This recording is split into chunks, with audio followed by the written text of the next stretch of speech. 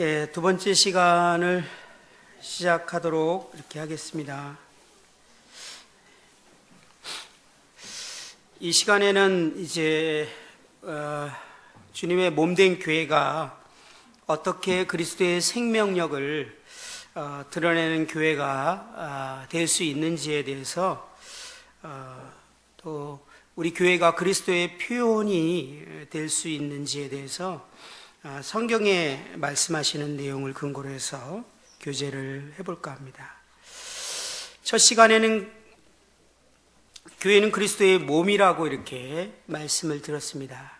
그런데 성경에는 교회에 대해서 다양한 표현을 하고 있죠. 그래서 하나님의 집, 또 그리스도의 신부, 다양한 표현들을 이렇게 하고 있습니다. 특별히 이 시간에는 하나님의 집, 처소에 대한 개념으로 한번 생각을 접근해 볼까 합니다.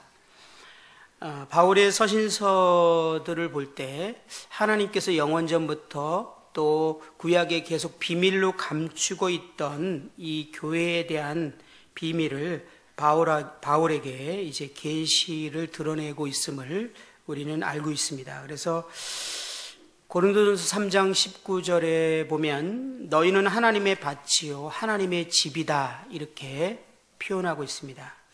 또 16절에도 보면 너희는 너희가 하나님의 성전인 것과 하나님의 성령이 너희 안에 계시는 것을 알지 못하느냐 이렇게 표현하고 있습니다. 디모데전서 3장 15절에도 보면 만일 내가 지체하면 너로 하여금 하나님의 집에서 어떻게 행하여야 할지를 알게 하려 함이니 이 집은 살아계신 하나님의 교회요 이렇게 말씀하고 있습니다. 집이라는 단어는 유대인들에게는 가정이란 단어와 동의어로 사용됐습니다. 집, 가정. 사실 그래서 교회를 하나님의 집이라고 말하지만 또 하나님의 가족이라고 동일하게 말합니다. 사실은 이 모든 것들이 하나님께서 영원전부터 계획하셨던 실제로 그 계획을 이루시기 위해서 모형과 그림자를 가지고 우리에게 표현하고 있는 모습들이 참 많습니다. 예를 들어서 하나님께서 결혼을 디자인하셨는데 인간들만이 이런 결혼이라는 특별한 제도를 가지고 결혼을 하고 있습니다. 뭐 하나님이 지은 다른 피조물은 그런 개념이 없죠. 그냥 자기들이 힘세면 그냥 함께 살아갑니다. 교미를 하고. 근데 인간들은 한 남자와 한 여자가 결혼하도록 하나님께서 디자인하셨습니다. 왜 하나님께서 교회를 그렇게 디자인하셨는지 우리는 이해할 수 있죠. 하나님께서 이제 한 영원한 결혼을 영원전부터 계획을 하셨습니다. 그건 바로 교회와 신부인 교회와 신랑이신 예수님이 한 영원한 결혼을 하시게 될 것인데 그거에 대한 모형과 그림자로 우리를 결혼이란 제도를 두셨습니다. 그래서 저희가 부부 생활을 하고 가정 생활을 하는 이 이유는 하나님께서 이 교회가 예수 그리스도와 영원한 결혼 그리고 어떻게 영원 속에 살게 될 것인지에 대해서 보여주는 모형과 그림자입니다. 모형과 그림자는 실체가 나타나면 사라집니다. 그래서 슬프게도 영원 세계에서는 제 아내는 전혀 제 아내가 아닙니다. 거기서는 더 이상 부부가 아니죠. 왜냐하면 지금은 모형으로 우리가 모습을 보이고 있지만 실체가 나타나면 모형은 사라지기 때문에 그럽니다. 여러분들이 그렇게 아끼는 아들, 딸, 그 나라에도 아들, 딸 아닙니다. 저하고 동일한 그냥 존재일 뿐입니다. 그냥 우리는 가족, 그렇죠? 지금 가족은 그 나라의 하나님 아버지 안에 있을 우리 가족에 대한 모형과 그림자입니다. 그렇기 때문에 실체가 나타나면 모형은 사라집니다.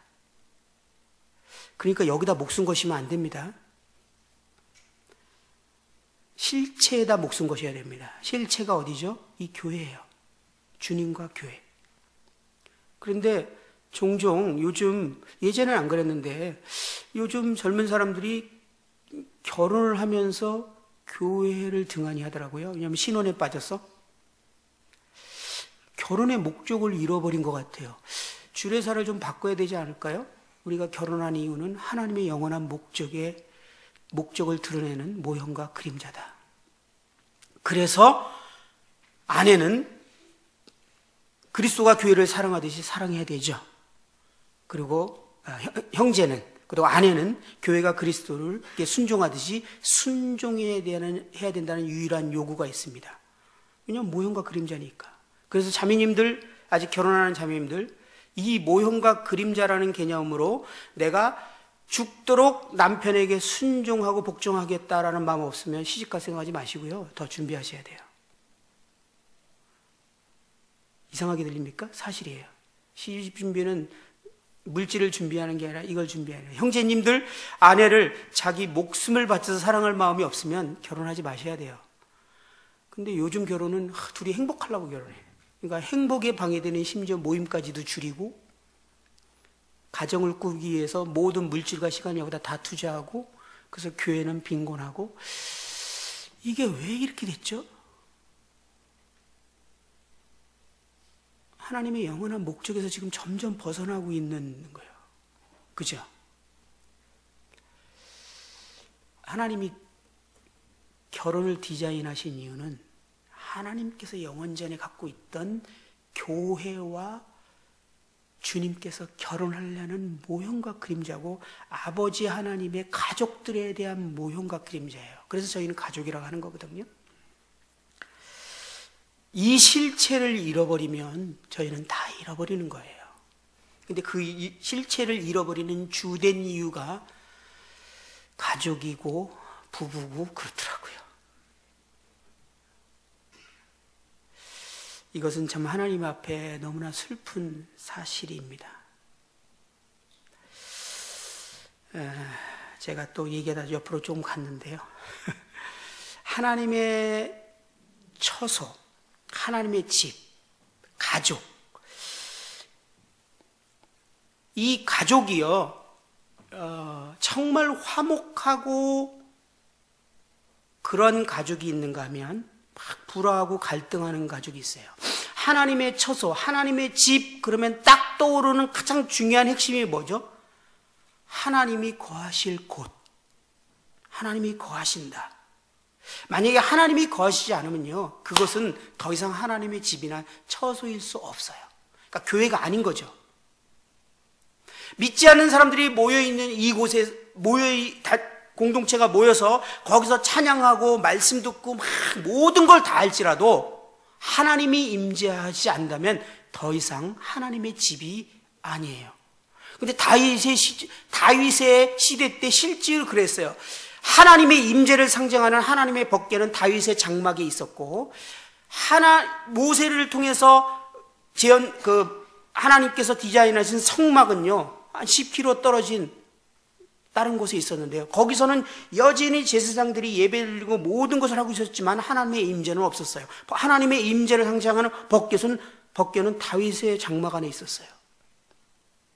오늘날 정말 이 두 교회를 연상시키고 있는 교훈이 아닌가라는 생각이 듭니다. 많은 예배 행위가 있지만 하나님의 임재가 거하지 않는, 그리고 정말 장막처럼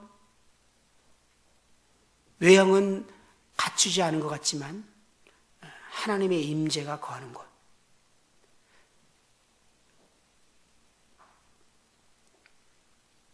하나님의 처소는 하나님이 임재하시고 하나님이 활동하시고 하나님의 말씀하시고 하나님이 자유롭게 활동하고 거하시는 곳이 하나님의 집입니다. 저는요, 벌써 집에 가고 싶어요. 왜냐하면 이렇게 옷을 입고 있으니까 불편해요. 근데 여기서는 끝까지 불편해서 제가 이렇게 입고 있어야 되지 않습니까? 집에 가면 다 벗거든요. 그리고 최소한의 옷만 걸치고 있습니다. 아주 편해요. 아무도 저를 흉보지 않고 너무 편합니다. 거기서는 또 우리 가족들하고 내가 하고 싶은 말을 다 얘기합니다. 뭐 집에 들어가서 막 대구 팔공로교회 너무 좋았다 이런 말 할 수도 있고요. 그렇지도 않을 수 있어요. 저한테 잘해 주시면 제가 좋은 얘기만 하겠죠. 이거는 농담했습니다. 그런데 이제 하나님께서도 집이라는 것에 정말 편안히 거하시고 거기서 활동하고 일하시기를 원하시는 곳이었습니다. 그래서 가정이 화목한 가정은 아버지가 직장이 끝나고 빨리 집에 가고 싶은 곳이에요. 그래서 집이 끝나면 곧바로 가서 가족들과 함께 교제하고 어울리고 좋은 시간들을 갖고 거기서 직장에서 있었던 모든 스트레스를 거기서 풉니다. 그런데 집안이 화목하지 않은 가정은 아버지가 일찍 들어가고 싶지 않습니다. 최대한 직장 동료들을 끌어모아서 술 한잔 하자, 또 2차, 3차 가자 그래서 거의 잠자기 직전에 들어가서 얼렁 잠만 자고 나옵니다. 집은 집인데요, 완전히 다른 환경의 집이에요.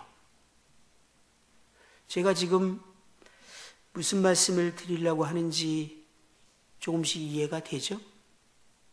하나님의 집이 이렇게 하나님이 거하시고 임재하시고 활동하는 데 있어서 너무나 다른 환경들이 조성되고 있다는 것에 대해서 한 번쯤 생각해 보셔야 됩니다.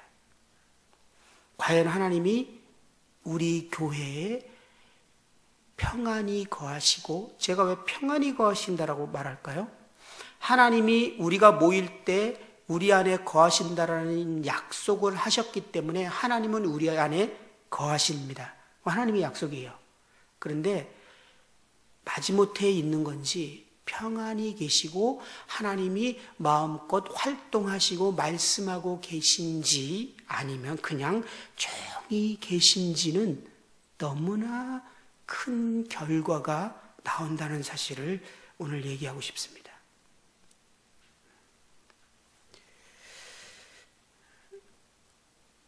성경은 하나님의 처소인 교회가 어떻게 만들어졌고 어떤 부분이 가장 중요한 요소가 되는지에 대해서 에베소서 2장을 보면 우리가 알게 돼. 에베소서 2장을 한번 펴서 성경을 보면서 한번 교제를 해보도록 하겠습니다.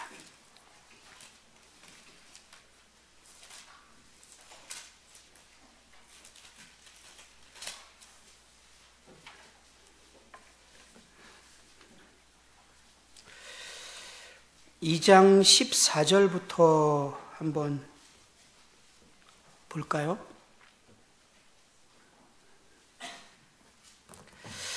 그는 우리의 화평이신지라 둘로 하나를 만드사 원수된 것 곧 중간에 막힌 담을 자기 육체로 하시고 법조문으로 된 계명의 율법을 폐하셨으니 이는 이 둘로 자기 안에 한 새 사람을 지어 화평하게 하시고 또 십자가로 이 둘을 한 몸으로 하나님과 화목하게 하려 하심이라.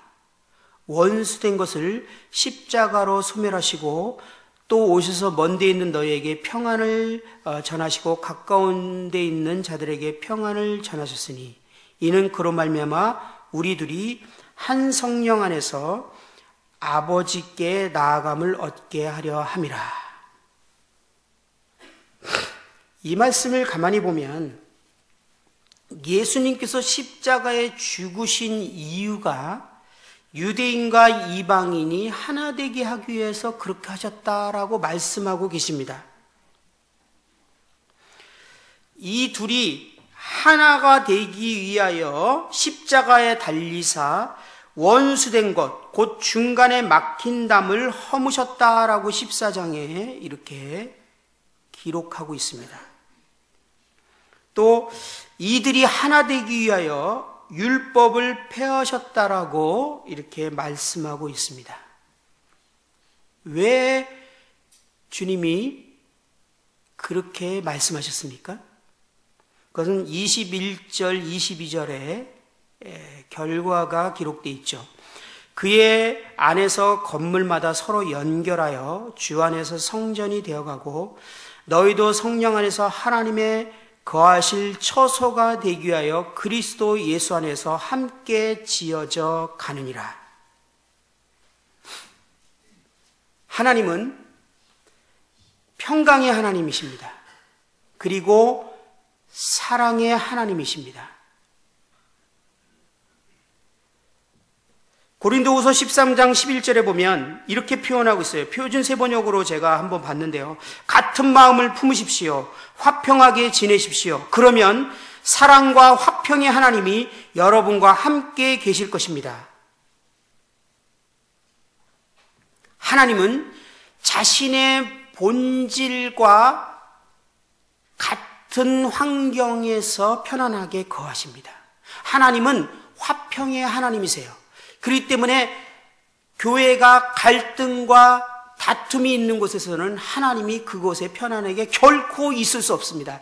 교회가 서로 사랑이 없는 가운데서는 하나님은 결코 그곳에서 평안히 거하실 수 없습니다.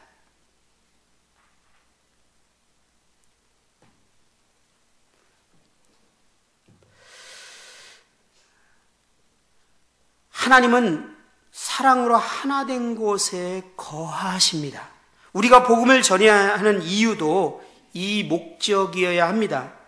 하나님의 처소에서 산돌들로 연결되게 하기 위해서 저희들이 복음을 전합니다. 17절에는 복음 전파를 평안을 전했다라고 이렇게 표현하고 있어요. 에베소 6장 15절에도 평안의 복음이 준비한 것으로 신을 신고라고 표현하고 있습니다.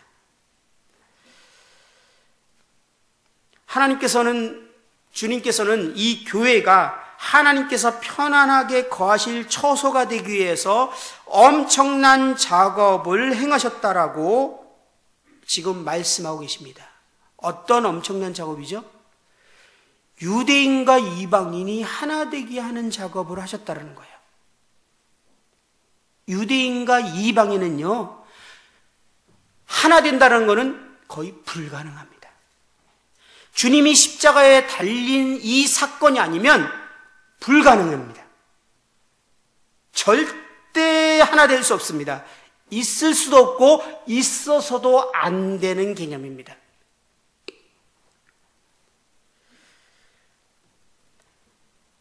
유대인들은요, 이방인들을 개나 돼지로 취급했어요.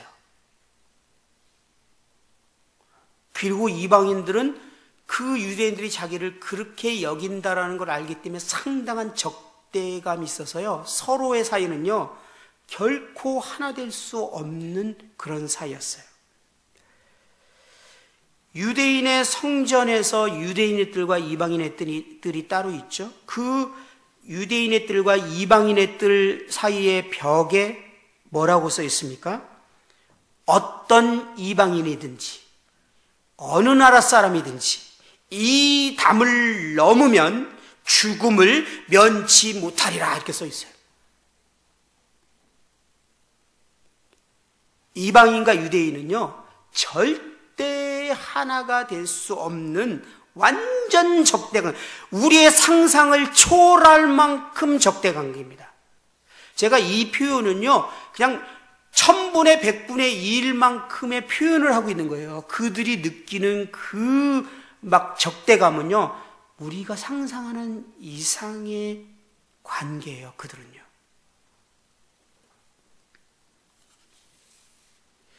유대인들이, 남자들이 아침에 일어나서 기도할 때 기도의 감사의 내용 중에 하나가 뭐예요? 이방인으로 태어나지 않아서 감사드립니다.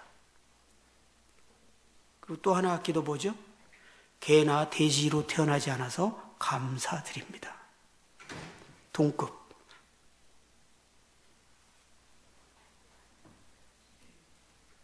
그런데 하나님께서 이제 그리스도의 새로운 몸인 하나님의 처소를 이제 오순절을 통해서 새롭게 탄생시키고자 합니다. 주님의 확장된 몸, 하나님이 임재하는 하나님의 처소, 집. 근데 여기는 하나님이 임재하실 곳이에요. 서로 연합되어 있고 사랑으로 하나 되어 있고 화평이 없는 곳에는 하나님이 결코 거할 수가 없어요. 그런데 하나님은 영원전에 자신의 집을 갖기로 결정해 줬어요. 하나님이 거하시는 집. 아까도 말씀드렸지만 창세 전부터 하나님은 이 계획을요, 구약의 온통 그 스토리로 갑니다.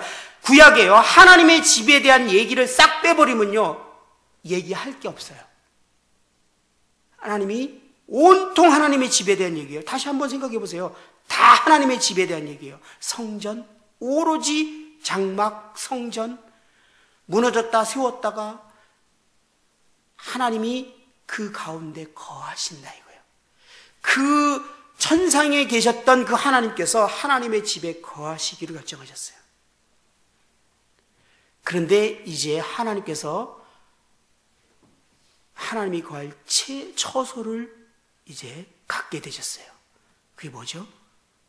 교회. 이 교회가 하나님의 본성에 닮아 있지 않게 되면 하나님은 이 집에 거하는 것에 대해서 고통을 느끼시고 활동하지 않습니다. 여러분, 하나님이 임재하시는 것과 하나님이 임재를 나타내는 것, 임재를 활동하는 것은 완전히 다른 문제라는 것을 생각해 보셨어요? 이 시간에도 하나님의 임재에 계십니다. 저는 그걸 믿습니다. 이 팔공로교회. 그렇죠? 우리 믿죠? 예배 드릴 때 하나님의 임재를 우리는 믿고 예배를 드리죠? 하나님이 임재하시는 것과요, 하나님이 임재를 나타내시고 활동하는 문제는 전혀 다른 문제예요. 하나님이 임재해 계신 것 같고 세상 사람들이 여기는 하나님이 계시다는 걸 전혀 알 길이 없습니다. 심지어는 누구도 모르죠? 우리 애들. 주일학교, 중학교, 고등학교 자라면서 애들이 배운 게 뭐죠? 우리 부모님들은 항상 하나님께 기도하고 하는데 하나님이 아무 대답이 없으셔. 그러니까 하나님은 하늘에 계시고 우리는 땅에 있구나. 우리는 안 가르쳤는데요, 애들이 그렇게 배우고 있어요. 애들이 그래서 하나님의 존재는 믿지만 하나님의 임재의식에 대해서는 정말 너무나 심각한 문제를 갖고 있어요. 왜? 하나님의 임재 활동을 본 적이 없거든요.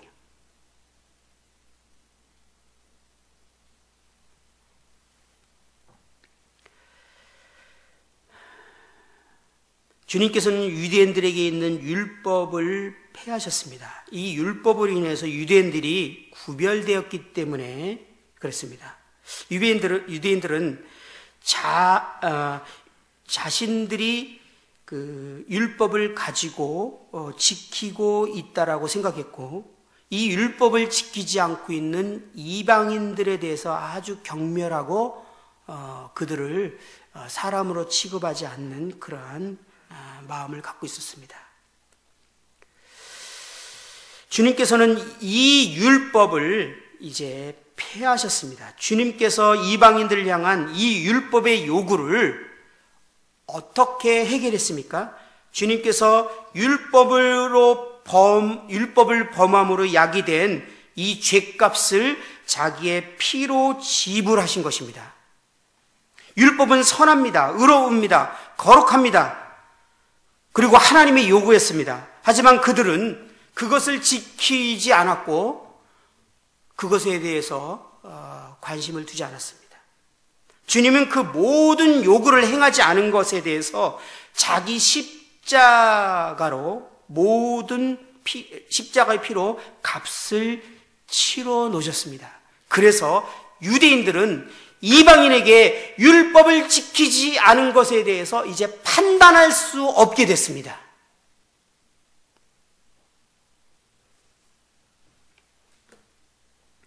그래서 유대인들이 더 이상 그 예수님이 하신 그 일을 깨달게 될 때 더 이상 율법을 지키지 않고 죄 가운데 살아가는 개와 돼지와 같은 이방인들을 더 이상 그들을 판단하거나 그들을 함부로 여길 수 없게 된 것입니다. 왜냐하면 주님이 그들의 죄값을 위해서 십자가에서 죽으셨고 그들의 모든 허물을 사하셨기 때문에. 그래서 유대인들은요, 이방인들을 더 이상 판단할 수 없었어요. 그리고 하나 될 수가 있게 길을 만들어 놓으신 것입니다. 왜요? 하나님의 처소가 되기 위해서. 이제 이방인과 유대인들이 함께 교회 안에서 거하게 될 것이고, 만약에 그들이 이쪽에 따로 이쪽에 따로 그리고 서로 막 그 갈등 갖고, 이것은요 하나님이 영원전부터 갖고 있던 그 처소의 그림이 아니에요. 온전한 사랑으로 하나 된 가족, 평안, 하나님이 거하실 처소거든요. 우리가 하나 되지 못하는 이유도 무엇이죠? 우리가 옳다고 여기고 우리가 생각할 때 이래야 되는데 왜 저 지체는 꼭 저렇게 하지? 왜 이렇게 해야 되는데 꼭 저래? 라고 그런 판단하는 마음과 그런 쓴뿌리와 이런 것 때문에 하나 되지 못하거든요. 그런데 주님께서 말씀하고 계십니다. 내가 마땅히 해야 된다라고 판단했던 그 문제를 하지 못한 그 지체를 위해서 십자가에서 모든 대가를 치렀기 때문에 너는 더 이상 그를 판단하지 마라 라고 주님이 말씀하시고 계십니다. 유대인들이 이방인을 판단 못했어요. 그러면 그냥 게임 끝난 겁니다. 유대인과 이방인이 하나 될 수 있었어요. 예수님의 십자가가. 그러면 이 세상에 하나 되지 못할 존재는 단 하나도 없습니다. 실제로 제가 들은 얘기인데요, 빌 포드 형제님이 한국에 와서 강의를 하다가 자기가 파푸아뉴기니아에 식인 부족이 있는 곳을 가야 될 일이 있었대요. 거기에 장로 모임이 있었답니다. 저 그 얘기 듣고 되게 웃겼어요. 갔는데 헬기를 타고 엄청난 시간을 가서 내린 다음에 걸어서 며칠인가를 걸어가서 그곳에 도착했대요. 밀림을. 그래서 거기서 이제 말씀을 장로들을 위한 말씀을 막 전하는데 제일 앞에 있던 두 분이 말씀을 딱 끝나고 나는데 할 얘기 있다 그러더래요. 왜 무슨 얘기냐 그랬더니 이쪽에 계신 분이 우리는 식인종이었습니다. 서로를 지나가다가 바라보면 즉시 상대를 잡아먹었습니다. 그런데 예수 그리스도의 피 때문에 우리는 이렇게 하나가 됐습니다. 그러고 둘이 뻘떡이나들이 끼안더래. 그리고 본국에 가서 우리의 이 모습을 전해 주십시오. 서로 잡아먹는 식인종이 하나 됐어요. 그게 생명력이에요. 교회거든요. 우리가 사랑으로 하나 되는 것이 하나님이 편안하게 거하실 처소가 된다라는 사실에 대해서 한번 말씀을 4장으로 한번 넘어가서 더 볼까요? 4장 1절부터 한번 볼까 합니다.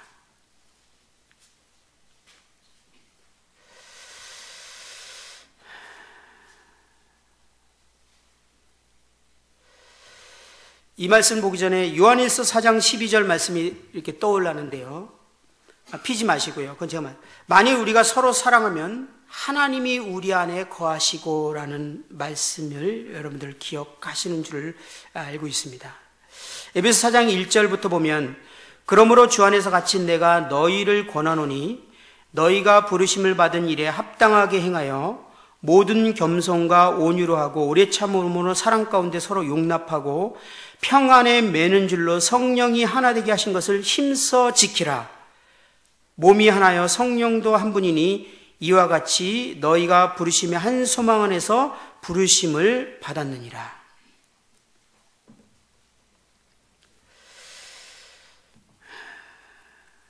이 말씀 보면 성령께서 우리를 하나가 되게 하셨다라고 이렇게 말하고 있습니다. 우리의 신분은 항상 하나가 되어 있습니다. 그러나 하나님의 상태는, 하나된 상태는 저절로 유지되지 않습니다. 사단은 교회의 하나됨을 반드시 깨트리고자 노력하고 있습니다. 제가 한번 이 부분을 잠깐 말씀드려보면요, 우리는 교회사로부터 한 가지 두드러진 교훈을 배우게 됩니다. 그것은 그리스도인들 간의 연합을 파괴하는 것이 사단의 주요 전략이라는 그런 교훈입니다. 왜 사단의 주요 전략이 연합을 파괴하는 것이 됐을까요? 그 이유는 너무나도 분명하고 중요합니다. 바로 하나님의 집, 이 하나님이 편안하게 거시고 활동하시는 것을 멈추게 하고자 하는 것입니다. 하나님이 거하시고 편안해서 활동했을 때 일어나는 일에 대해서는 조금 이따 말씀드리고요. 요한복음 17장에 보면 예수님의 마지막 기도, 유언과 같은 기도가 나옵니다. 그 기도 내용 중에는 그리스도의 제자들, 그리고 전 세대에 걸친 모든 그리스도인의 연합과 하나됨에 대해서 간구하는 기도가 나오게 되죠. 요한복음 10장 11절에 보면 거룩하신 아버지여, 내게 주신 아버지의 이름으로 그들을 보존하사 우리와 같이 그들도 하나가 되게 하옵소서 라고 말하고 있습니다. 그리고 20절, 요한복음 17장 20절을 한번 보겠습니다. 보고 얘기할까요, 같이? 요한복음 17장 20절.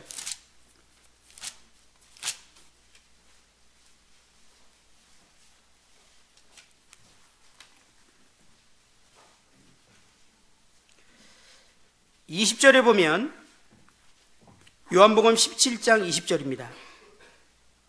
20절부터 23절까지 읽어보겠습니다. 내가 비옵는 것은 이 사람들만 위함이 아니요 또 그들의 말로 말미암아 나를 믿는 사람도 위함이니 아버지여, 아버지께서 내 안에, 내가 아버지 안에 있는 것 같이 그들도 다 하나가 되어 우리 안에 있게 하사 세상으로 아버지께서 나를 보내신 것을 믿게 하옵소서. 내게 주신 영광을 내가 그들에게 주었사오니 이는 우리가 하나 된 것 같이 그들도 하나가 되게 하려 함이니이다.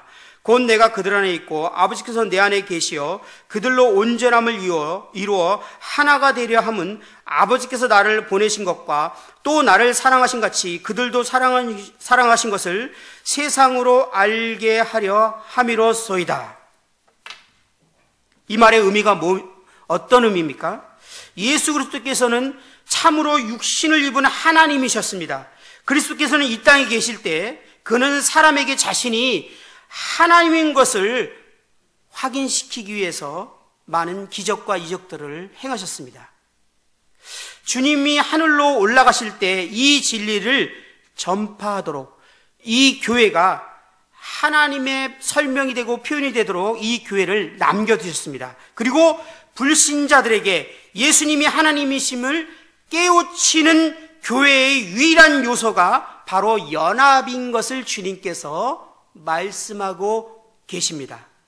연합, 즉 서로 같은 뜻을 품는 것은 하나님의 생명력이 갖고 있는 놀라운 기적과 같은 일입니다. 왜냐하면 인간들은요, 어디서나 분열이 될 수밖에 없기 때문에 그렇습니다. 이 부분에 대해서는 우리가 내일 우리의 정말 그 육신의 실체가 얼마나 분열을 조장하는지에 대해서 좀 시간이 있으면 나눌까 합니다.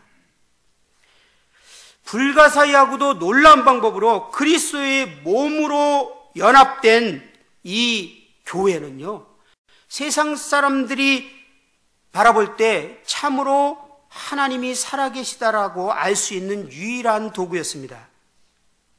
만약 그리스도가 하나님이 아니셨다면 구원의 계획이란 있을 수조차 없는 것이며 기독교는 그저 인간이 만들어낸 또 하나의 종교에 불과했습니다. 만약 사단이 이 교회의 연합을 깨트릴 수만 있다면 타락한 인간에게 예수 그리스도가 하나님이라는 사실을 알릴 수 있는 가장 강력하고 유일한 전달 수단을 파괴하게 되는 것입니다.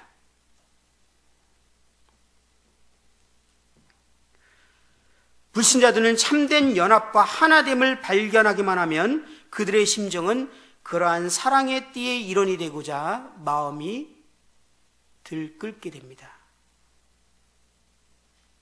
저는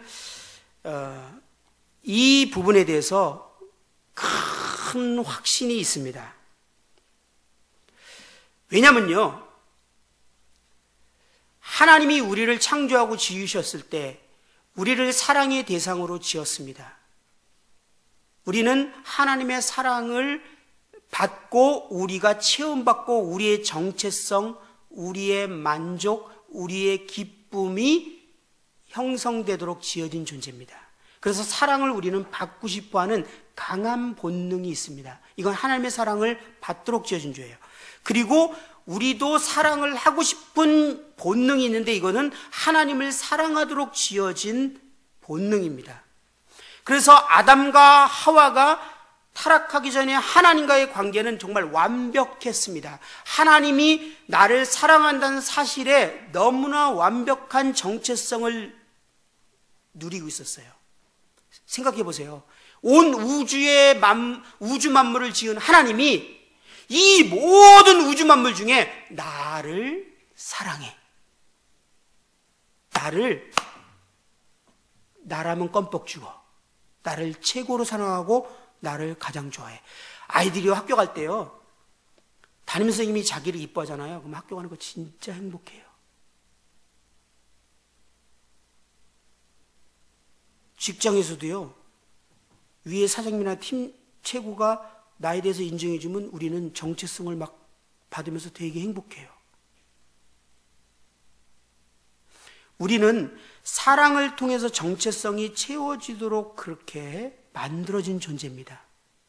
이거를 좀 더 이해하기 쉽게 제가 가끔 얘기하는데, 그 조그만 아이가 놀이터에 가서 다 형들이 있는 앞에서 그네라든지 뭐 이런 것들은 다 형들이 차지했기 때문에 자기는 놀 게 없으니까 모래 갖고 이렇게 놀고 있게 되거든요. 나이 순이에요. 제일 나이 든 형이 그네, 그 다음이 미끄럼틀, 그 다음에 시소, 그 다음에 아무것도 없죠. 그럼 모래 갖고 놀아야죠. 그래서 어린애들은 모래 갖고 노는 겁니다. 왜냐하면 거기 가면 깨갱이잖아요. 지금 정체성이 최저로 떨어진 상태예요. 근데 갑자기 그 아이의 아빠가 놀이터에서 길동아라고 딱 부르는 순간요, 이 아이가 어떨 것 같습니까? 이 놀이터에서 가장 힘센 아버지가 지금 나를 가장 사랑하는 존재야.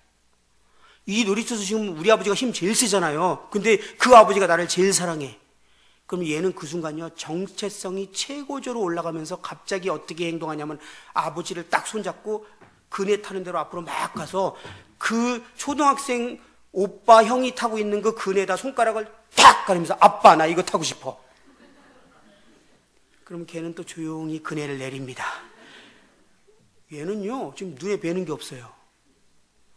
이 힘센 아버지가 나를 제일 사랑해. 근데 뭐가 부족한 게 있고 뭐가 우울한 게 있고 뭐가 슬픈 게 있어? 완전한 만족과 행복. 인간이 그렇게 만들어졌다고요. 하나님의 사랑을 받으면서 완전한 만족. 다시 말하지만 구원 딱 받는 순간 그거 경험하셨죠? 진짜 만족, 진짜 평안. 그런데 하나님을 떠났기 때문에 이 사랑이 채워지지 않아요. 그래서 내 존재, 정체성이 사라졌어요. 그러면 믿지 않는 사람들이 이 공허한 정체성을 해결하는 방법으로 하나님의 사랑을 받으면 해결되는데, 하나님을 모르니까 다른 방법으로 이 정체성을 찾고 싶어 해요. 뭐죠? 뭘로 정체성 찾으려고 하죠? 돈. 여러분, 돈 갖고 있으면 주변 사람들이 굽신거려 안 그래요? 권력. 주변 사람들이 날 알아주잖아요. 인정하잖아요. 우리 자매님들 이쁘면 땡이죠? 정체성 최고잖아. 못생겨서 맨날 슬프잖아요. 이게 이상하게 들립니까? 인간이라니까요. 좋은 차 딱 몰고 가면은 왜 기분이 좋을까요? 정체성이 막 느껴지는 거야. 네. 식당을 딱 들어가면은 딱 제가 이 얘기 종종 하는데 저는 경차 타거든요. 가끔 이제 식사 대접하러 탁 하면 제가 앞에서 막 좋은 차, 보통 돈 있는 분들이 저를 대접하니까 앞에 좋은 차 타고 딱 가는데 제 차 타고 뒤로 막 따라가면요, 앞에 대접하는 분들은 딱 세워갖고 그 차를 대신 탁 파킹해줘요. 근데 저는 딱 오면 저쪽에 대래요. 사실 대접은 내가 받고 있는데 지금. 그래서 사람들이 좋은 차 타려고 그래요. 정체성을 느끼려고.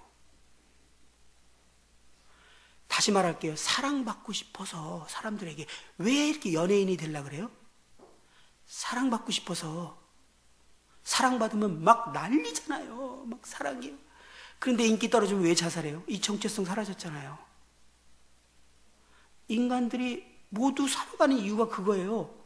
그런데 하나님의 사랑이 마음에 확 부음받는 순간 완전한 만족을 느끼게 되는 거거든요. 더 이상 아무것도 없어도 돼. 돈이 없어도 되고, 좋은 차가 없어도 되고, 좋은 집도 없어도 되고, 뭐 내가 생긴 외모 어떠면 좋아. 뭐 어때? 나처럼 좀 작으면 어때? 아무렇지도 않아져요. 그런데 구원받기 전에는요, 좀 키 작은 것 때문에 너무 스트레스가 되는 거예요. 저는 한 번도 학창시절에 친구들하고 미팅 나가라 할 때 저는 안 나갔어요. 왜? 나처럼 조그만 사람 누가 좋아하겠어?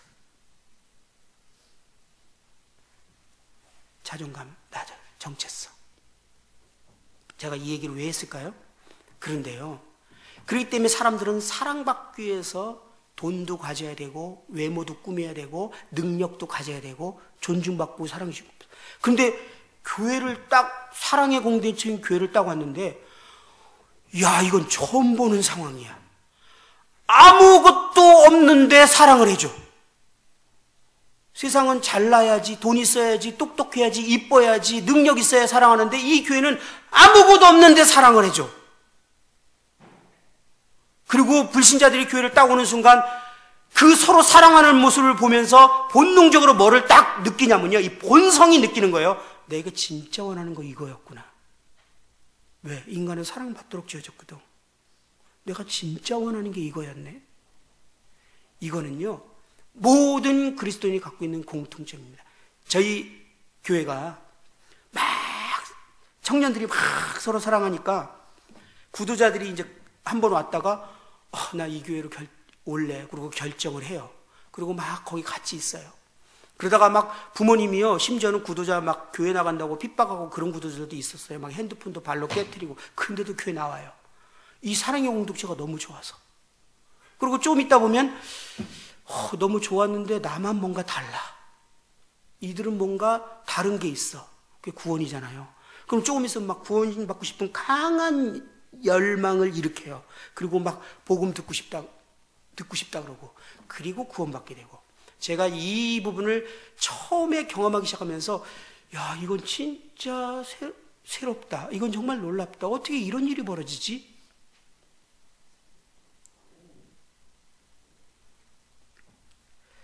근데 예수님께서는 사단의 전략이 그리스도의 몸으로 된 연합을 깨트리는 것을 이미 알고 계셨습니다. 그래서 예수님께서는 성도들이 이 땅에서 하나님의 목적을 달성하는 동안 하나됨을 파괴하는 것으로부터 보호하도록 하나님께 기도하는 장면이 마지막 유언과 같이 진행됩니다. 하나됨을 통해서 우리의 기도가 이루어지고 있는 초대교회의 모습들을 한번 여러분들 기억이 나시죠? 예루살렘의 교회의 연합의 깊이가 정말 대단했습니다. 여기 있던 이 내용, 날마다 마음을 같이하여 성전에서 모이기를 힘쓰고 집에서 떡을 떼며 기쁨과 순전한 마음으로 음식을 먹고 라고 표현한 뒤에 그 결과에 대해서 바로 47절에 뭐라고 써있죠? 온 백성에게 친송을 받으니 주께서 구원받는 사람을 날마다 더하게 하시니라. 4장 32절에도 믿는 무리가 한 마음과 한 뜻이 되어 라고 표현하고 있습니다. 그 결과에 대해서도 바로 33절에 이어서 기록되고 있죠. 사도들이 큰 권능으로 주 예수의 부활을 증언하니 무리가 큰 은혜를 받아. 여기서 우리는 그리스도의 몸 안에서 연합과 이 연합이 불신자들의 삶에 미친 영향의 직접적인 상관관계를 보게 됩니다. 사도행전 6장에도 똑같이 패턴이 기록되어 있는데요. 궁핍한 과부의 구제 문제로 연합의 위기가 맞았어요. 서로 불평이 생기고 문제가 생겼죠. 사도들은 즉시 이 문제를 처리하기 위해서 집사를 세우게 됩니다. 그리고 다시 연합이 이루어집니다. 그리고 바로 그 연합 집사를 세우고 난 다음에 바로 이어지는 내용이 사도행전 6장 7절에 뭐라고 써 있습니까? 하나님의 말씀이 점점 왕성하여 예루살렘에 있는 제자의 수가 더 심히 많아지고 허다한 제사장의 무리도 이 도에 복종하니라. 여기서요, 저는 놀라운 사실을 발견하기 시작했어요. 주님께서 처음에는 이 기도에 대해서 계속 제 마음, 주님께서 우리가 서로 사랑하면 세상 사람이 내가 하나님께로부터 온 줄 알리라 라고 말씀한 거에 대해서는 그 전부터 알고 있었어요. 야, 우리가 서로 사랑하면 세상 사람들이 예수님께서 하나님이신 것을 알게 된다고? 그런데요, 성경을 보니까 그 이상이었어요. 에베소서로 다시 한번 돌아가 보겠습니다. 에베소를 다시 한번 들어가 볼까요?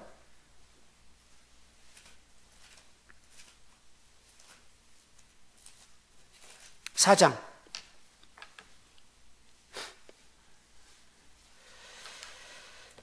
에베소 4장에 보면 그러므로 지금까지 쭉 그 하나님의 처소에 대해서 얘기하다가 이제 그러므로 주 안에서 갇힌 내가 너희를 권하니 너희가 부르심을 받은 일에 합당하게 행하여. 우리가 어떻게 부르심을 받았습니까? 교회로. 그리고 이제 우리는 모든 겸손과 온유를 하고 오래 참음으로 사랑 가운데 서로 용납하고. 그리스도의 생명의 특징입니다. 나는 온유하고 겸손하니. 그리스도의 생명의 특징. 그리고 평안에 매는 줄로 성령이 하나 되게 하신 것을 힘써 지키라. 우리가요, 저절로 하나가 되지 않습니다. 정말 내 마음에 안 닿는 사람들이 교회에 꼭 있어요. 그죠? 직장 생활도 보면요, 사람들이 회사를 그만두는 이유의 70몇 프로가 대인관계 문제로 그만둔대요. 일이 힘들어서가 아니라. 그래서 우리 그리스도인들이 정말 그 직장에 마음에 안 맞는 딱 내 눈에 가시 같은 사람이 있어서 딱 회사를 그만두고 다른 회사를 딱 옮겼는데 거기 또 있죠. 그죠? 네. 교회에서도 너무 그냥 어려워갖고 그냥 그 사람을 도대체 용납하고 받기 어려워서 교회를 옮기면 그 교회 가면 또 있어요. 그죠? 이건 뭔가 방법이 아닌 것을 우리는 생각해 볼 수 있어요. 그죠? 우리에게는 정말 마음에 들지 않고 내가 용납하기 어렵고 받기 어려운 사람이 반드시 존재합니다. 그런데 우리는 그 사람을 도저히 받을 수 없고 사랑할 수 없는데요. 잘 생각해 보세요. 내가 도저히 용납 안 되는 그 사람을 주님이 사랑하셨어. 그리고 주님이 그를 받으셨어. 그래서 그는 구원받은 거잖아요.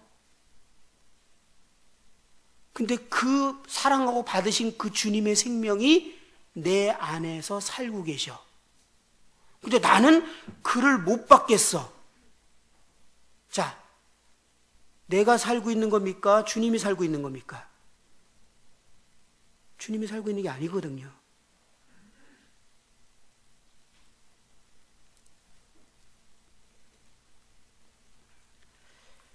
우리는 서로 하나이지만 우리가 육신을 갖고 있기 때문에 끊임없이 갈등과 난임과 분열이 있을 수 있기 때문에 성령의 하나 되게 하신 것을 힘써 지키라라고 말하고 있습니다. 사단은요, 하나됨을 깨기 위해서 끊임없이 노력한다는 뜻이고 우리는 이것을 지켜야 되는데요. 놀라운 것은 이 말씀과 똑같은 말씀이 골로새 3장에 그대로 기록되어 있죠. 골로새 3장에 한번 볼까요? 골로새 3장 16절.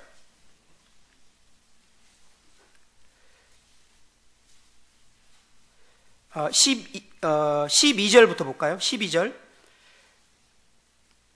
그러므로 너희는 하나님이 택하사 거룩하고 사랑받는 자처럼 긍휼과 자비와 겸손과 온유와 오래 참음을 옷 입고 누가 누구에게 불만이 있거든 서로 용서하여 피차 용서하되 주께서 너희를 용서하신 것 같이 너희도 그리하고 이 모든 것 위에 사랑을 더하라. 이는 온전하게 매는 띠니라. 그리스도의 평강이 너희 마음을 주장하게 하라. 너희는 평강을 위하여 한 몸으로 부르심을 받았나니 너희는 또한 감사하는 자가 되라. 그리스도의 평강이 너희 마음을 주장하게 하라. 이 말은 우리가 사람들과의 관계가 좋게 맺어져 있지 않으면 우리 마음은 평강이 깨집니다. 우리가 평강을 유지하려면 대인관계에서 우리는 좋은 관계를 맺을 수밖에 없습니다. 관계가 깨어지면 우리는 평안이 깨져요. 그런데요, 이 골로새하고 에베소 말씀의 동일한 패턴이 뭐냐면 이렇게 우리가 서로 사랑으로 하나 되고 서로 연합이 돼서 서로 사랑으로 한 마음과 한 뜻이 되어 있고 서로 사랑의 관계를 맺어 있어서 하나님께서 거하시기 편안한 처소가 되어 있을 때 하나님께서 이제 활동하기 시작한다는 것입니다. 근데 하나님의 활동하기 시작할 때 어떤 증상이 나타날까요? 여러분, 은사의 정의가 무엇입니까? 은사의 정의? 은사의 정의는 성령님의 초자연적인 현현. 다시 말할게요. 성령께서 우리를 통해서 초자연적인 나타남. 우리가 태어나부터 갖지 않고 있던 어떤 능력이 성령님을 통해서 성령님이 우리를 통해서 나타내시는 거예요. 은사는 하나님께서 교회 가운데 임재 활동을 할 때 각 지체들을 통해서 하나님의 임재 활동이 지체들을 통해서 나타나는 것을 보고 은사라고 말합니다. 이해되셨나요? 하나님의 은사는 하나님의 처소에서 하나님이 마음껏 활동하고 하나님께서 기뻐서 활동하고 말씀하시고 활동할 수 있는 이런 처소가 되었을 때 하나님이 그것 가운데서 임재 활동을 하기 시작할 때 우리의 지체들을 통해서 하나님이 이제 표현되기 시작합니다. 그래서 어떻게 표현되기 시작하냐면 16절 그리스도의 말씀이 너희 속에 풍성히 거하여 모든 지혜로 피차 가르치며 권면하고 시와 찬송과 신령한 노래를 부르며 감사한 마음으로 하나님을 찬양하고. 여기에 보면 골로새서의 말씀에 보면은 하나님께서 우리 가운데 일하시고 활동하기 시작할 때 모든 지혜로 피차 가르치게 된다는 겁니다. 가르침의 은사들이 나타나기 시작해요.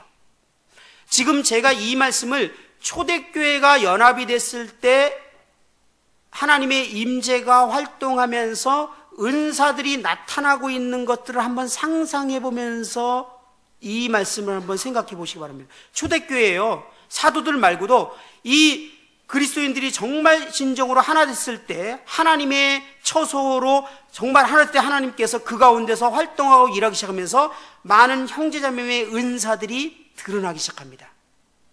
저는요, 은사에 대해서 많이 배웠거든요. 많이 들었거든요. 근데 대부분의 성도들이, 또는 저도 진짜 내가 이게 은사가 맞나? 그리고 자기의 은사에 대해서 모르는 분들이 너무 많더라고요. 아니, 경험한 적이 없어요. 심지어는 자기의 재능을 은사라고 생각해요. 왜 그런 일이 일어났을까요? 우리가 진정으로 여기 초대교회의 하나됨에 대해서 여러분들 한번 지금 생각을 해볼 수 있습니까? 초대교회가 어떻게 서로 사랑으로 하나 됐죠? 인간적인 수준이었습니까? 세상에서 말하는 하나 수준이었습니까? 아니에요. 완벽한 생명력이었어요. 자기의 전 재산을 다 팔아서 필요한 사랑으로 그 사람이 필요하다 그러면 그것을 다 줄 수 있는 그런 생명력이었어요. 그냥 세상에서 보이는 그런 사랑 아닙니다. 우리가 세상에서 말하는 좋아하는 사이, 그냥 친한 사이, 서로 아끼는 사이, 이런 거는 믿지 않는 사람도 다 해요. 성경에서 말하는 사랑은 결코 그 수준을 훨씬 뛰어넘습니다. 요한일서에도 그 내용이 나오죠. 형제를 사랑하면 형제를 위해서 목숨을 내어주는 것이에요. 그리고 말과 혀로만 사랑하지 말고 행함과 진실로 하라 그러면서 형제의 궁핍함이 모였으면 그것을 다 채우라는 것이에요. 그죠? 성경에는 원수까지도 사랑하고 그를 위해서 그의 필요를 채우라고 말하고 합니다. 인간의 힘으로는 불가능한 사랑을 얘기하고 있어요. 성경의 사랑은. 우리가 사랑의 기준을 내리면 안 됩니다. 성경에서 말하는 사랑은요, 인간이 할 수 없는 불가능한 수준을 얘기하고 있어요. 근데 초대교회는요, 이 불가능한 상황이 진행되고 있어요. 그리스도의 생명력이 그들을 통해서 나타나는 거예요. 그들의 주님의 생명이 그들에게 오서 그 생명이 너무나 강력하고 형제를 사랑하는 마음과 그들을 위하는 그 강력한 그리스도 하나님의 본성이 그들의 마음에 있으면서 그 사랑이 표현되기 시작하는데, 지체들의 필요를 위해서 자기 재산을 다 팔 수 있는 그런 생명력이 나타납니다. 성경에서 말하는 사랑.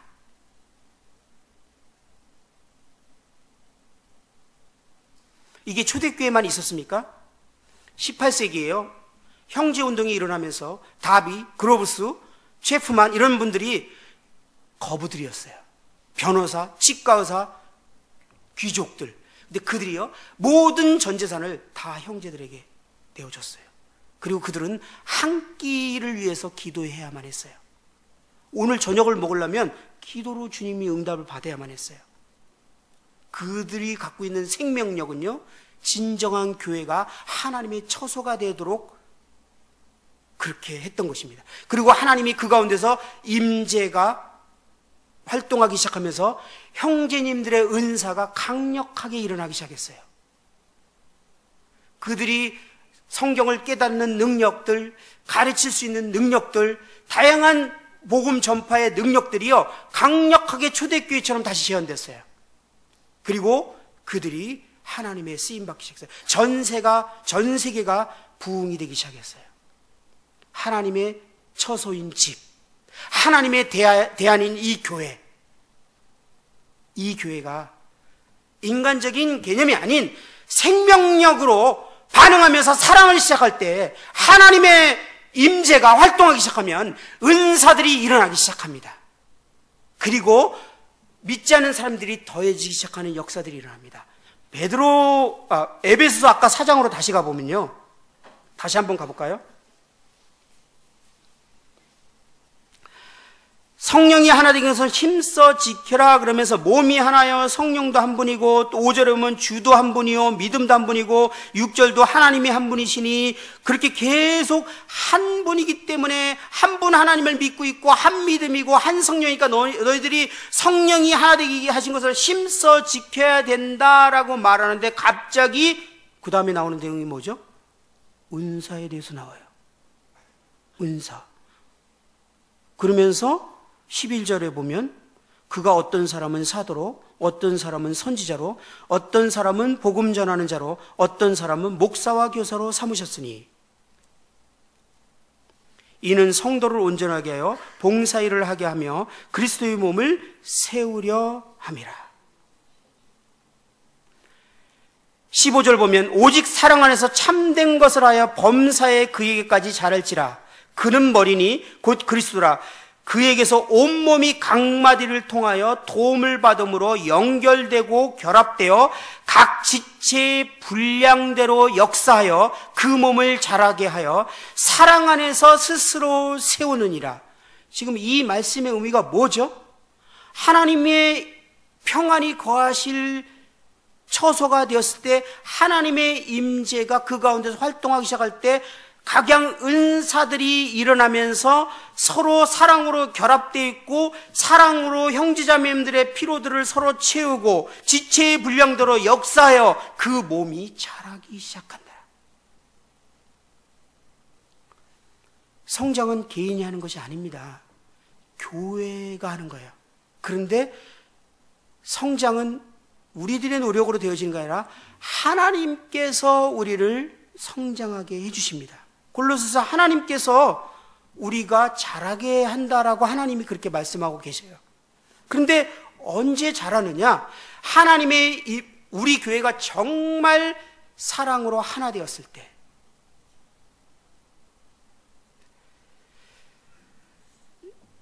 물론 팔공로교회는 그렇지 않겠지만요.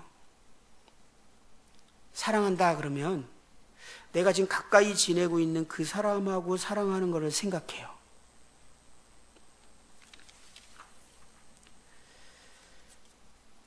제가 이 하나님의 이 말씀이 실질적으로 진행되게 하는 것을 처음에 경험한 것이 전에 제가 학생부를 책임질 때 처음으로 이것을 경험하게 됐어요.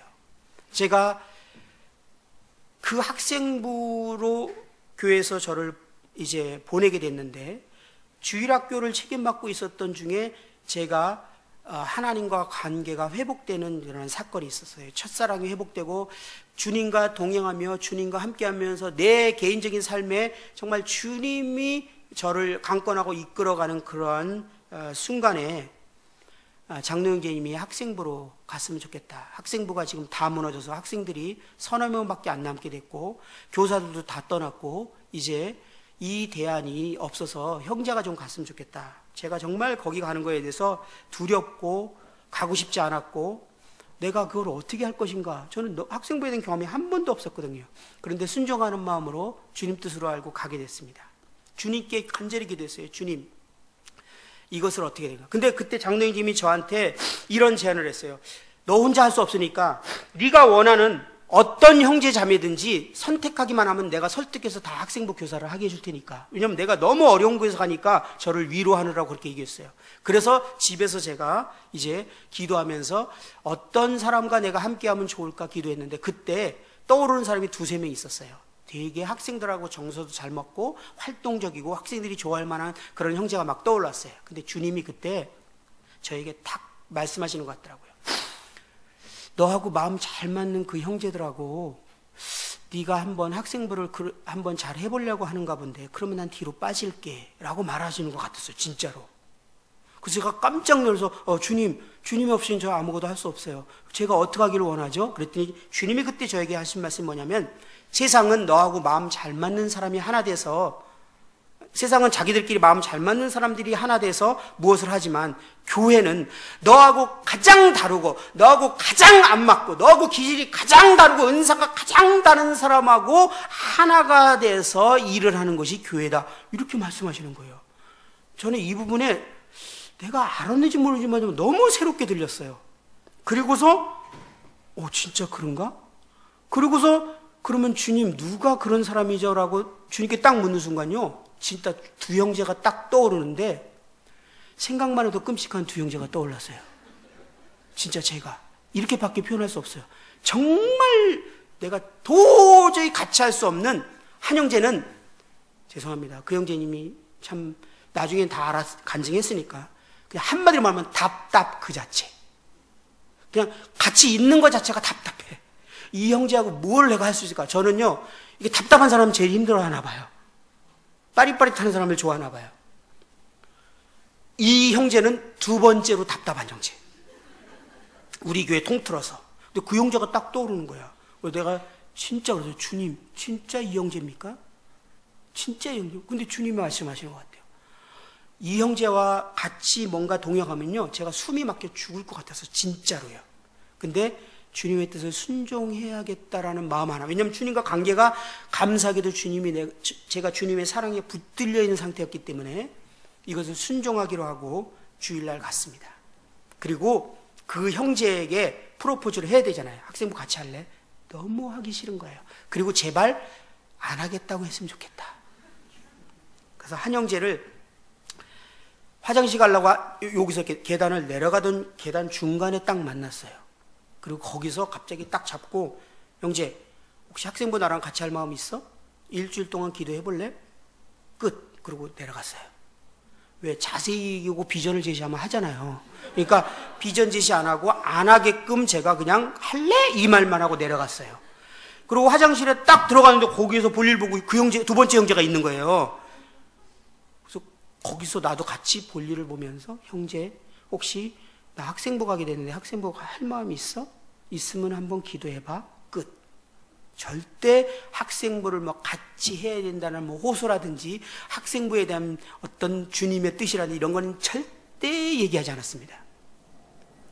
다음 주일날 어떻게 되는지 아시겠죠? 두 형제에다가 하겠습니다. 전 그때부터요 숨이 콱 막히기 시작했어요. 이 형제하고 내가 동역을 해야 된다 생각만 해도 숨이 막혔어요. 그래서 주님 앞에 정말 기도했어요. 그런데 좀 있다가 한 명이 더 자매님인데 학생부를 하겠다고 자원하는 사람이 나왔어요. 그건 내가 프로포즈도 안 했는데, 그 자매님 누구냐면 우리 교회에서, 그 당시에 교회 숫자가 되게 많았어요. 한 300명 가까이 됐던 걸로 기억하는데, 우리 교회에서 상종하지 않는 딱 한 자매가 있었어요. 제가.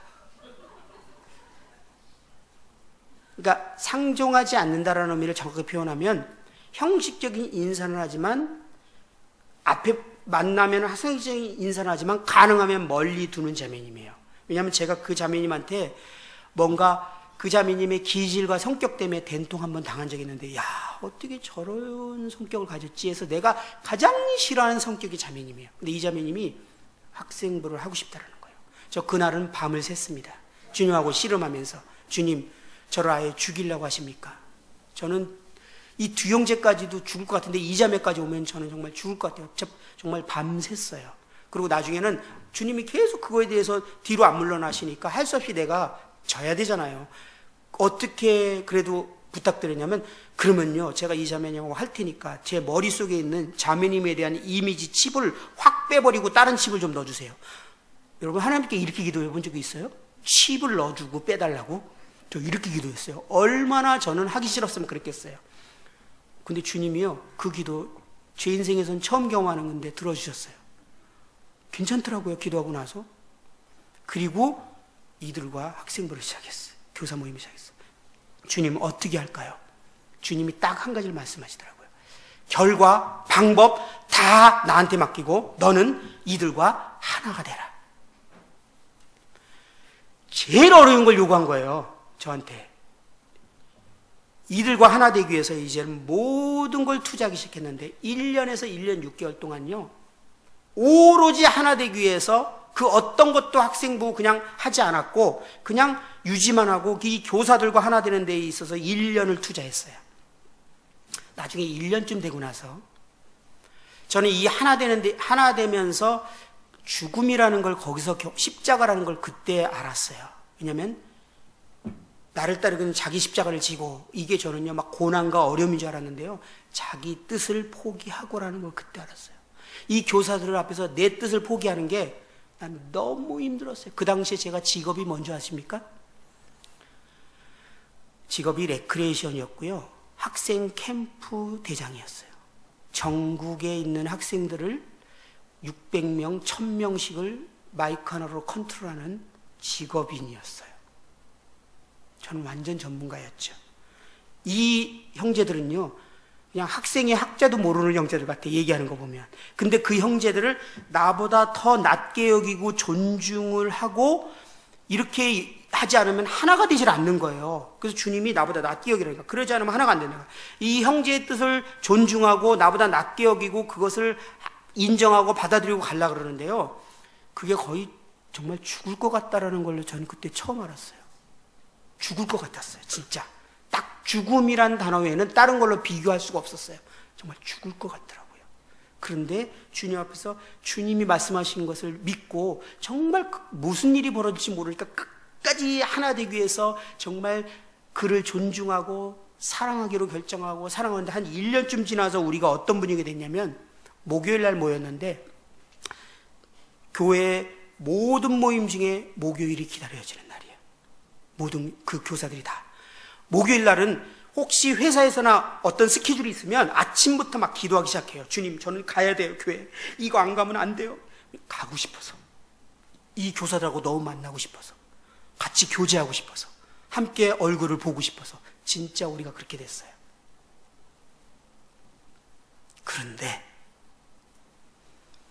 그때부터 하나님이 임재를 나타내기 시작했어요.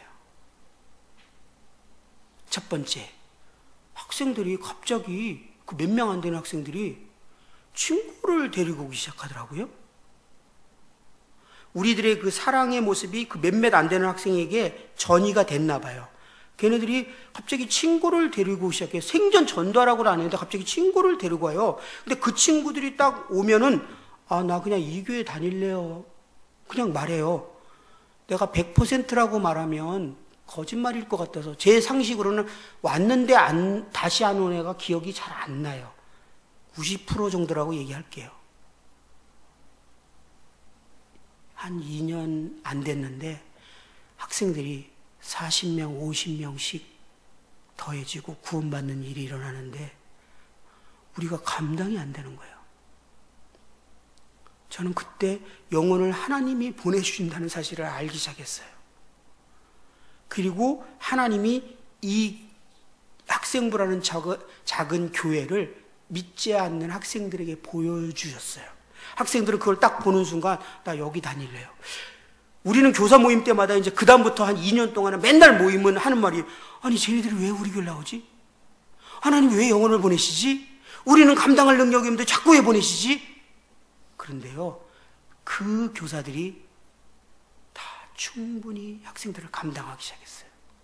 은사들이 나오기 시작했어요. 이제 학생들이 1년 정도 지나고 나니까 그 당시 학생부 모임을 8시인가 8시 반, 기억은 정확히 안 나는데 8시인가 했을 거예요. 근데 학생부들이 40분 이내의 거리에 있는 학생들은 한 명도 없었어요. 최소 거리가 40분이고 길면 1시간에서 1시간 거리예요. 근데 8시에 다 오는 거예요. 그리고 오면은 자기들끼리 끼안고 막 팔짝팔짝 뛰어요. 보고 싶었다고. 그리고 일주일 동안 그것도 안 돼서 편지를 써요. 왜? 그동안 일주일 동안 내가 너를 보고 싶은 마음들을 다 편지를 써. 그래서 편지를 들고 와서 서로 나눠줘. 저는요, 태어나서 처음 경험한 거예요. 어떻게 이런 일이 벌어지지?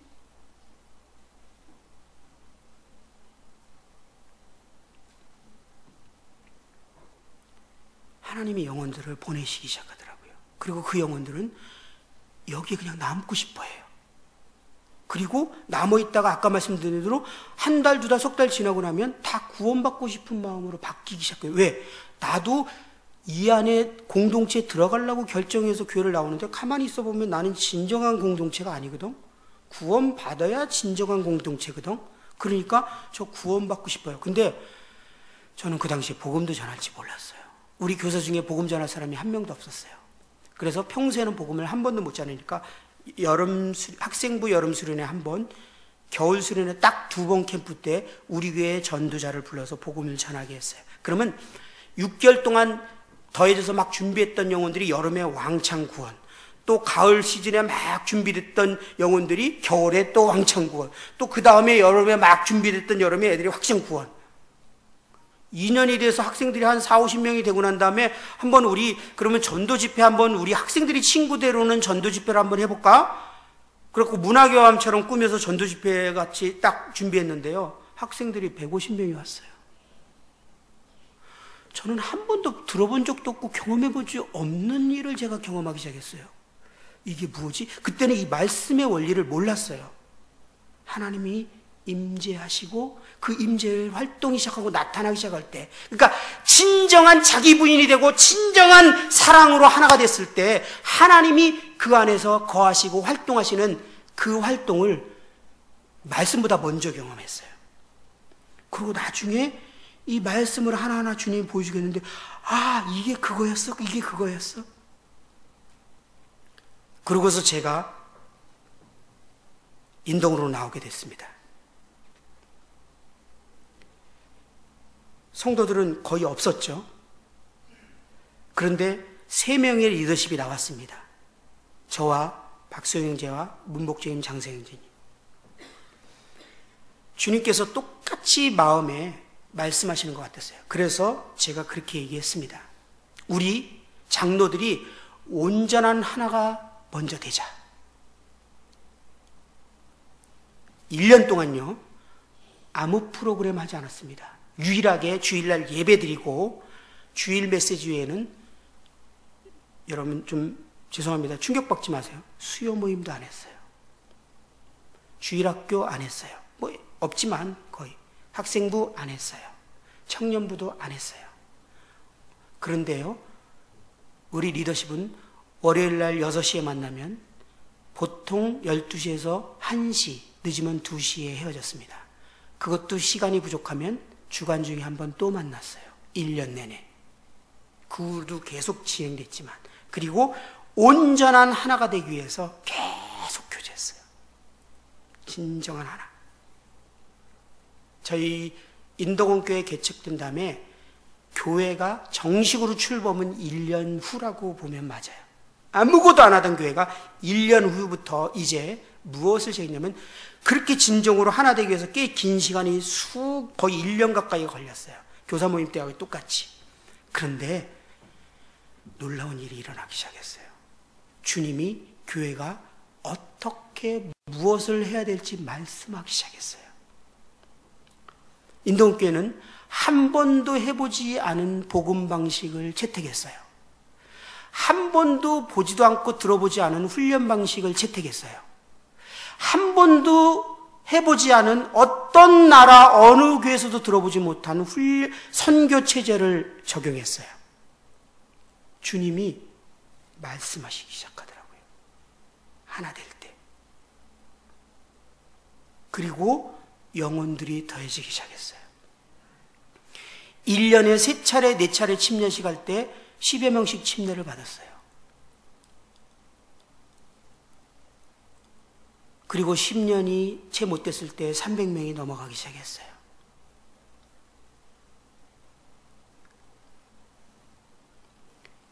우리가 진정으로 사랑으로 하나 되고 서로 사랑할 때 하나님은 그 영원전부터 품고 계셨고 계획하셨던 하나님의 집이 하나님이 편하게 거하실 곳이 되었을 때 하나님은 그 교회에서 활동하기 시작하십니다. 은사들이 이제 나타나기 시작했어요. 저는 사실 인도공교회에 나오기 전까지 우리 안에 여기 있지만 강단에서 메시지를 한 번도 해보지 않은 사람이에요. 우리 김봉호 형제님은 옛날에 저 형제 봤을 때 아무것도 안 하는 형제인데 이렇게 얘기했을지도 몰라요. 전 정말 아무 은사가 드러난 적이 없어요. 그냥 열심히 일하는 사람.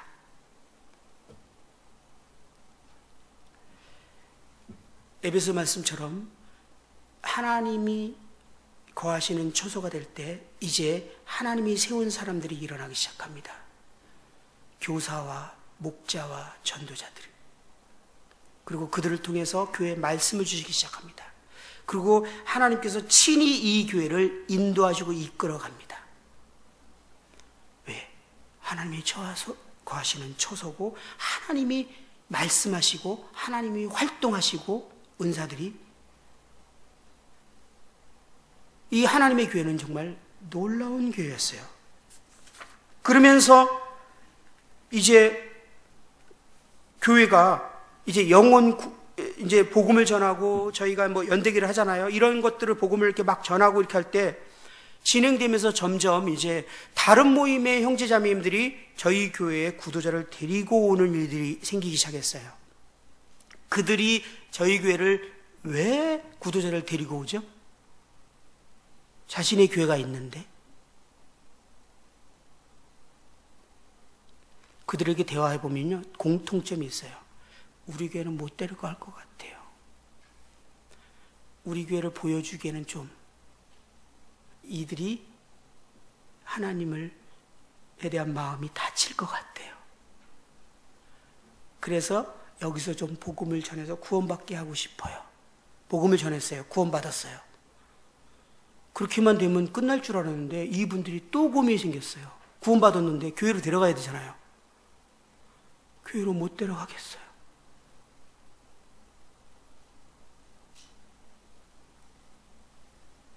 얼마 지나서 이제 전국에서 뭐 제주도에서도 연락이 오는데 청년 아들이 중고등학생들이 중독에 빠지고 이런 문제들이 갖고 있는 아이들을 부모들이 이제 상담하러 오기 시작했어요.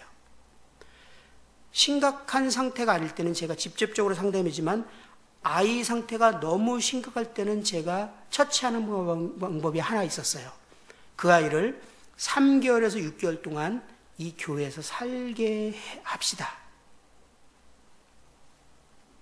교회에서 살면은 3개월, 길면 6개월 안에 다 바뀝니다. 진정한 교회 공동체에서는 바뀝니다. 10년 동안 가르쳐서 안 되는 거 3개월이면 바뀝니다. 여러분들 구도자들이 교회 더해지면 얼마 안 있어서 우리 교회하고 성도들하고 똑같은 모습 저절로 되는 거 알죠? 가르쳐서 되는 게 아니라 보고 배우는 거예요. 가르치는 능력보다 그 공동체에 들어가서 보고 배우는 능력이 훨씬 탁월하고 빠릅니다. 저는 이걸 캠프 때 배웠어요. 캠프에 수많은 학교들을 진행하다 보니까 학교마다 독특한 컬러들이 있어요. 문화들이 있어요. 학교마다 특이해요. 그게요, 다음 해에 와도 그 다음에 와도 계속 이어져요. 분명히 그 독특한 애들은 졸업 다 했거든요. 근데 그 밑에 있는 애들 똑같아. 도대체 왜 다 똑같지, 항상? 근데 고등학교도 중학교도 딱 들어가면 처음에는 어색하지만 1년만 지나면 다 선배처럼 똑같아져요. 컬러가 똑같아진다니까요. 문화가 똑같아진다니까요. 그걸 보면서 1년 아니면 그 문화를 다 배우는구나. 또 하나 배운 케이스가 있어요. 옛날에 관악교에서 자매님들이 30대 중반이 된 자매님들이 결혼 문제 때문에 너무 괴로워서 한 7, 8명이 결혼 못한 사람이 있었는데 그들이 갖고 교제하는 주교자가 뭐냐면 하나님께서 결혼은 책임 안 져주시나 보다. 아직도 우리는 결혼을 못했으니, 그리고 눈을 씻고 봐도 형제가 없는데 우리가 어떻게 결혼하겠느냐, 이 문제만은 하나님이 해결 못 해줄 것 같아 라고 믿게 됐어요. 저는 그러고 있는지 몰랐어요. 근데 딱 어떤 자매님이 구원받고 나서 6개월만 되면요, 그 자매님이 변치 않는 진리를 하나 딱 갖고 있어요. 그게 뭐냐면 결혼 문제는 하나님이 해결 못해. 경험해 보셨어요?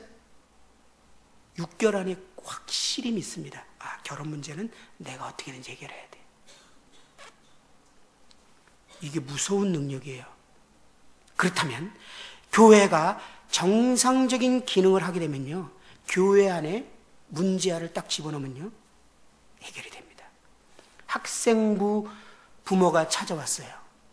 두 아이가 있는데 큰애는 우리 모임 너무 재미없고 따분해서 교파로 친구 찾아서 교파로 가버렸어요.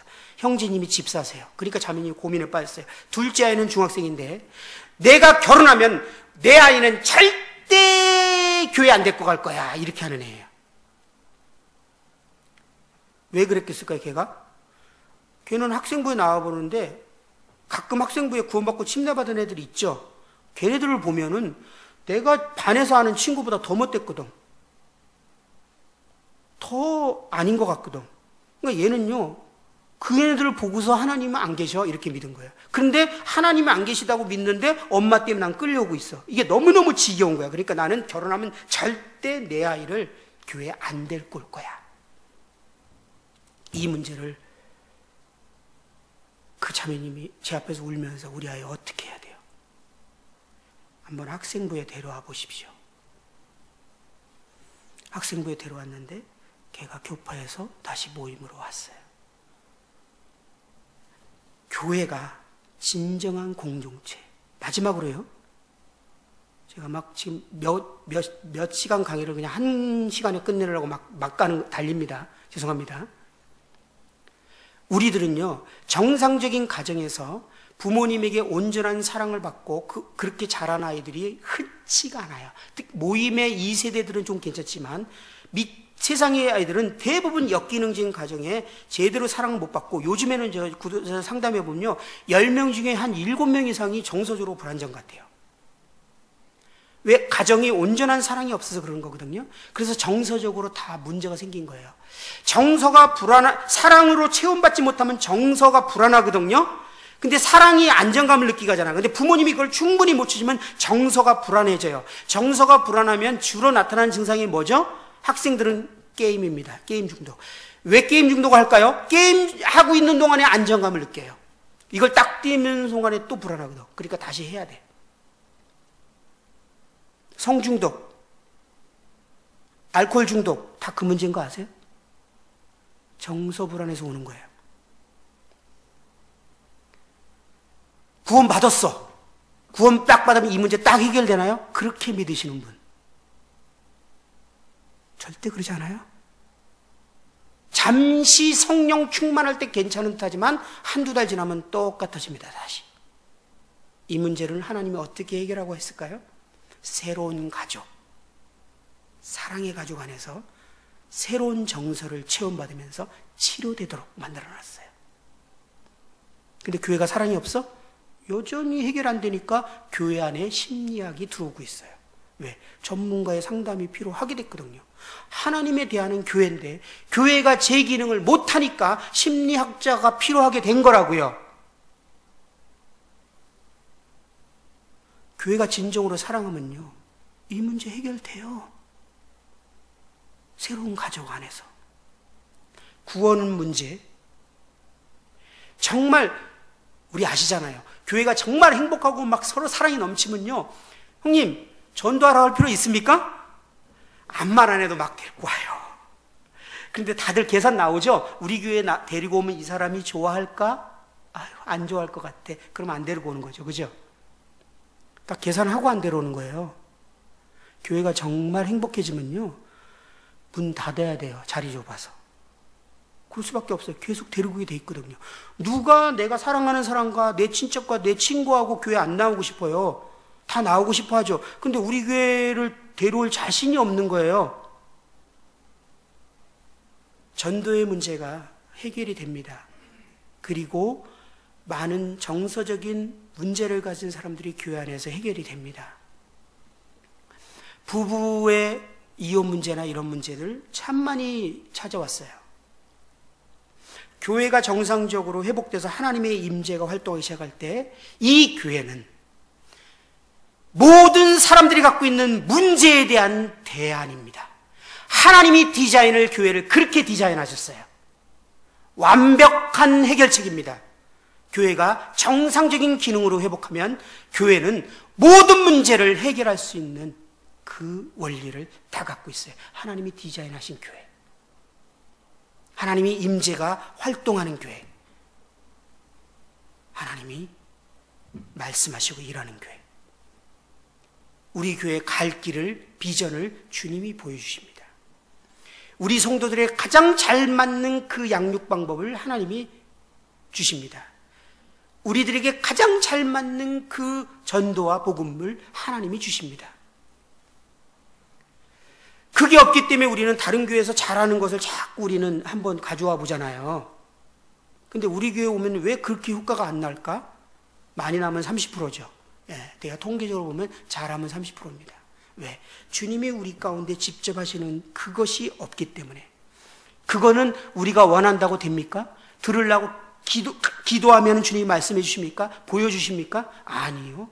우리가 서로 사랑으로 온전한 연합이 되어질 때 하나님이 우리 가운데에서 일하시면서 나타나는 열매입니다.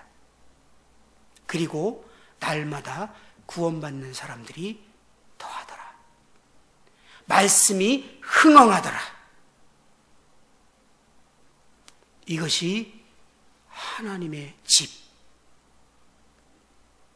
그리스도의 몸의 기능입니다. 제가 팔공로 교회는 모릅니다. 변화될 필요가 있을까요? 그러면 변화돼야 됩니다. 내일은 이렇게 진정으로 교회가 하나 되고 온전한 성령으로 말미암아 연합하고 하나 되는 데 있어서 문제가 되는 영역과 어떻게 온전한 하나가 될 수 있는지에 대해서 교제하는 시간이 될 것 같습니다. 그래서 교회가 정말 온전한 하나가 되고 진정한 연합이 일어나서 하나님께서 편하게 거하시는 처소, 집이 되어지고 이 교회가 그리스도의 몸으로서 세상에 그리스도를 설명하고 표현하는 그러한 팔공로 교회가 되기를 기도합니다. 내일 이어서 말씀을 드리도록 하겠습니다.